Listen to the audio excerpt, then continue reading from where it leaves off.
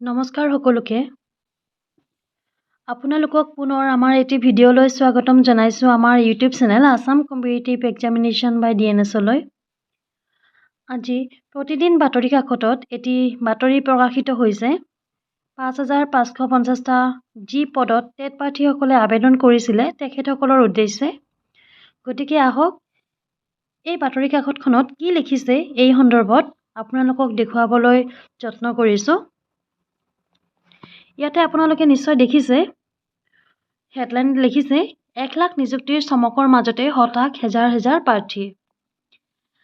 আবেদনৰ ৭ মাহ পিছতো প্ৰকাশ নহ'ল ৫,৫৫০টা প্ৰাথমিক শিক্ষক পদৰ যোগ্যতা তালিকা। ইয়াতে লিখিছে বিজ্ঞাপন দিয়েই দায়িত্ব সামৰিলে শিক্ষা বিভাগে। ২ দিনতে নথিপত্ৰ পৰীক্ষণ প্ৰক্ৰিয়া আৰম্ভ হ'ব বুলি শিক্ষামন্ত্ৰীয়ে কৰা ঘোষণাও হ'ল অসাৰ। আকৌ ইয়াতে লিখিছে অসম চৰকাৰৰ নিযুক্তিৰ চমকৰ মাজত সম্প্ৰতি চৰম উদ্বিগ্নতাৰে দিন পাৰ কৰিবলগীয়া হৈছে হেজাৰ হেজাৰ নিবনুৱা যুৱক যুৱতী। কিয়নো ২০২৩ চনৰ ডিচেম্বৰত ৫,৫৫০টা প্ৰাথমিক শিক্ষক পদৰ বাবে বিজ্ঞাপন প্ৰকাশ কৰিও আজিলৈকে নিযুক্তিৰ কোনো ব্যৱস্থা নকৰিলে ডাঃ ৰণাজ পেগু নেতৃত্বাধীন বিয়গম শিক্ষা বিভাগে। আবেদনৰ ৭ মাহ উকলি যোৱাৰ পিছতো নিযুক্তিৰ কোনো ব্যৱস্থা নকৰাত শিক্ষক হোৱাৰ হেঁপাহেৰে ৰৈ থকা হেজাৰ হেজাৰ প্ৰাৰ্থীৰ মাজত ক্ষোভ প্ৰতিক্ৰিয়াৰ সৃষ্টি হৈছে। উল্লেখ্য যে অসম চৰকাৰে ১ লাখ চৰকাৰী নিযুক্তিৰ প্ৰতিশ্ৰুতি পূৰণ কৰাৰ অংশ হিচাপে ২০২৩ চনৰ ডিচেম্বৰ মাহতে প্ৰাথমিক শিক্ষা সঞ্চালকালয়ৰ অধীনত প্ৰাথমিক শিক্ষক পদৰ ৫,৫৫০টা পদৰ বিজ্ঞাপন প্ৰকাশ কৰিছিলে। এনে বিজ্ঞাপনৰ পিছতে ২ জানুৱাৰীৰ পৰা আবেদন প্ৰক্ৰিয়া আৰম্ভ হৈ ১৩ ফেব্ৰুৱাৰীত সমাপ্ত হয়। ইয়াৰ পিছতে আবেদনকাৰী প্ৰাৰ্থীসকলে যোগ্যতা তালিকা প্ৰকাশ বা নথিপত্ৰ পৰীক্ষণ হোৱালৈ গভীৰ আগ্ৰহেৰে ৰৈ আছিলে। কিন্তু অতি আশ্চৰ্যজনকভাৱে আবেদনৰ এমাহ দুমাহকৈ ৭ মাহ পাৰ হোৱাৰ পিছতো ৫,৫৫০টা প্ৰাথমিক শিক্ষকৰ কোনো যোগ্যতা তালিকা প্ৰকাশ অথবা নথিপত্ৰ পৰীক্ষণৰ প্ৰক্ৰিয়া আৰম্ভ নহ'ল, যাক লৈ টেট উত্তীৰ্ণ আবেদনকাৰী প্ৰাৰ্থীসকলৰ মানসিকভাৱে ভাঙি পৰিছে। প্ৰাথমিক বিদ্যালয়ত যথেষ্ট সংখ্যক পদ খালী হৈ থকাৰ পিছতো কি পৰিস্থিতিত ৫,৫৫০টা পদৰ নিযুক্তি প্ৰক্ৰিয়া আগবঢ়াই নিয়া নাই সেয়া এতিয়া প্ৰাৰ্থীসকলৰ বাবে অবুজ সাঁথৰত পৰিণত হৈছে। ক্ষুব্ধ একাংশ আবেদনকাৰী প্ৰাৰ্থীয়ে কয় যে খোদ মুখ্যমন্ত্ৰীয়ে বহুকেইখন নিৰ্বাচনী প্ৰচাৰ সভাত জুলাই মাহত শিক্ষক নিযুক্তিৰ প্ৰক্ৰিয়া সমাপ্ত কৰিব বুলি প্ৰতিশ্ৰুতি দিছিল।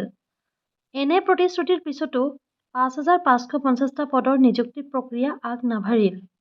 আনকি প্ৰাৰ্থীসকলে বিভিন্ন সময়ত শিক্ষামন্ত্ৰী ডাঃ ৰণাজ পেগু, বিভাগীয় উচ্চপদস্থ বিষয়াসকলক সাক্ষাৎ কৰি নিযুক্তি প্ৰক্ৰিয়া আগবঢ়াই নিবলৈ অনুৰোধ জনাই আহিছে।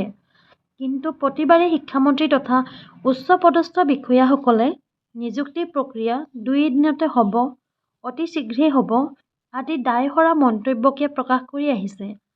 আনকি সংবাদ মাধ্যমৰ আগত শিক্ষামন্ত্ৰী ডাঃ পেগুৱে পদসমূহৰ বাবে নথিপত্ৰ পৰীক্ষণৰ তালিকা ২ দিনতে প্ৰকাশ পাব বুলিও ঘোষণা কৰিছিল যদিও আজিলৈকে সেয়া প্ৰকাশ নাপালে বুলি প্ৰাৰ্থীসকলে তীব্ৰ ক্ষোভ প্ৰকাশ কৰে।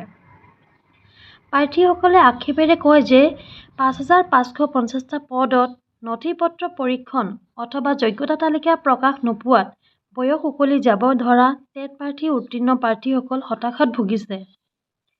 শিক্ষক হোৱাৰ সপোন দেখি বহু যুৱক যুৱতীয়ে কষ্ট কৰি টিউচন কৰা টকাৰে DLED, BEd আদিৰ দৰে শিক্ষকৰ বাবে বাধ্যতামূলক ডিপ্ল'মা ডিগ্ৰী গ্ৰহণ কৰে। কিন্তু শিক্ষা বিভাগে বিজ্ঞাপন দিয়াৰ পিছত আবেদন গ্ৰহণ কৰিয়ে দায়িত্ব সামাৰত শিক্ষক হোৱাৰ অযুত সপোন বুকুত বান্ধি ৰখা প্ৰাৰ্থীসকলে চৰম হাঁহ-হুমুনিয়াহ কাঢ়ি এতিয়া দিন পাৰ কৰিবলগীয়া হৈছে।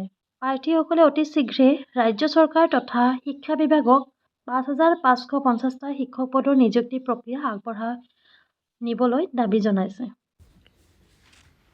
গতিকে আপোনালোক সকলোৱে নিশ্চয় শুনিলে কি প্ৰকাশ হৈছে বাতৰি কাকতত। যিহেতু আজি ইমান মাহ উকলি গ'ল অথচ মেধা তালিকা প্ৰকাশ নহ'ল, গতিকে হয়তো এই বাতৰিটো যোগেৰে আমাৰ শিক্ষামন্ত্ৰী তথা মুখ্যমন্ত্ৰী ডাঙৰীয়া চকু পৰক যাতে ভাল খবৰ আহে আপোনালোকৰ বাবে। তথাপিও আমাৰ ভিডিঅ' যোগে আপোনালোকক ক'ম যে DW এবাৰ ভিজিট কৰক 19 আগষ্টৰ দিনাখন। তেতিয়া আপোনালোক সকলোৱে মিলি একলগ হ'লে নিশ্চয় সুফল পোৱাৰ অতি সোনকালে চান্স আছে।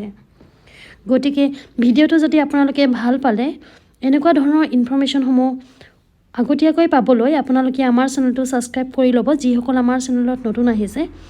আৰু আপোনালোকে নিজৰ বন্ধু বান্ধৱীলৈ শ্বেয়াৰ কৰক। যিমান শ্বেয়াৰ হ'ব এই ভিডিঅ'টো সিমানে আপোনালোকৰ বাবে ভাল হ'ব। Thank U.